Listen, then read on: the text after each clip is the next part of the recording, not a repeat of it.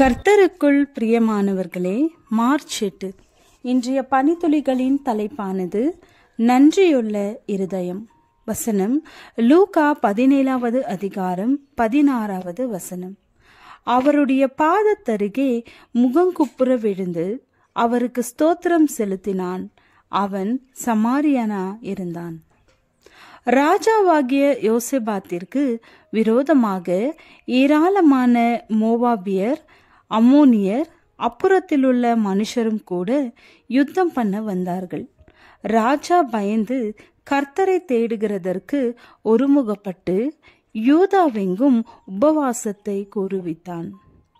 எல்லா பட்டணங்களிலிருந்து கர்த்தரை தேடி வந்தார்கள். யோசபாத்தும் எல்லா ஜனங்களும் தாழ விழுந்து கர்த்தரை பணிந்தார்கள். ஆயுதம் அணிந்தவர்களுக்கு முன்பாக பாடகரை நிறுத்தினான். அவர்கள் பாடி துதி செய்ய தொடங்கின போது ஒருவருக்கு விரோதமாய் ஒருவரை கர்த்தர் எழும்ப பண்ணினதால் விரோதிகள் வெட்டுண்டு விழுந்தார்கள். கர்த்தருக்கு ஸ்தோத்திரம்.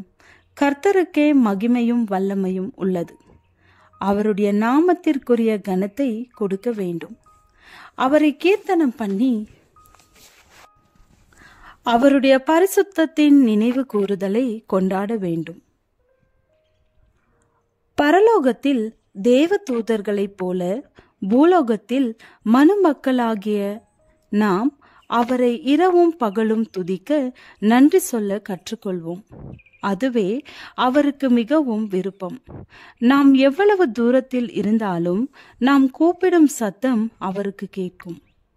நம்முடைய தேவன் எப்படிப்பட்டவர்?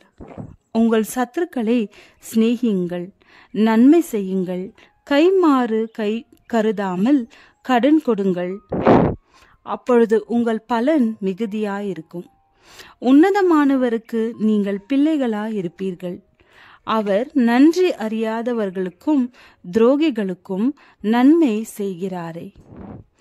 10 ஒரு சமாரியனை போல குஷ்டரோகம் நீங்கிய பின் இயேசுவின் பாதத்தருகே முகங்குப்புற விழுந்து அவருக்கு நன்றி சொன்னான். மற்ற 9 பேர் எங்கே என்று இயேசு கேட்டார். நாமும் அவரிடம் கேட்டு பெற்ற நன்மைகளுக்கு நன்றி சொல்ல கற்றுக்கொள்ள வேண்டும். பவுலார் தன் நிருபத்தில் எழுதும்போது இப்படி செய்யாதவர்கள் பாவ பட்டியலில் இடம்பெறுகிறார்கள் என்கிறார். மேலும் கடைசி நாட்களில் கொடிய காலங்கள் வரும் என்று அறிவாயாக. எப்படியெனில் மனுஷர்கள் தற்பிரியராயும் பணப்பிரியராயும் வீம்புக்காரராயும் அகந்தையுள்ளவர்களாயும் தூஷிக்கிறவர்களாயும் தாய் தகப்பன்மாருக்கு கீழ்ப்படியாதவர்களாயும் நன்றி அறியாதவர்களாயும் பரிசுத்தமில்லாதவர்களாயும் தேவ பக்தியின் வேஷத்தை தரித்து அதன் பலனை மறுதளிக்கிறவர்களாயும் இருப்பார்கள். இப்படிப்பட்டவர்களை நீ விட்டு விலகு.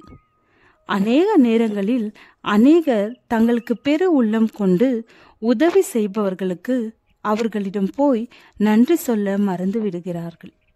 நன்றி என்ற வார்த்தையை அடிக்கடி உச்சரித்து முதலில் தேவனுக்கும் பின்பு உதவி செய்யும் சக மனிதர்களிடமும் சொல்ல பழக வேண்டும். ஜெபம். நாங்கள் நன்றியுள்ள இருதயம் உள்ளவர்களாயிருக்க இயேசுவின் மூலம் கேட்கிறோம் பிதாவே. ஆமென்.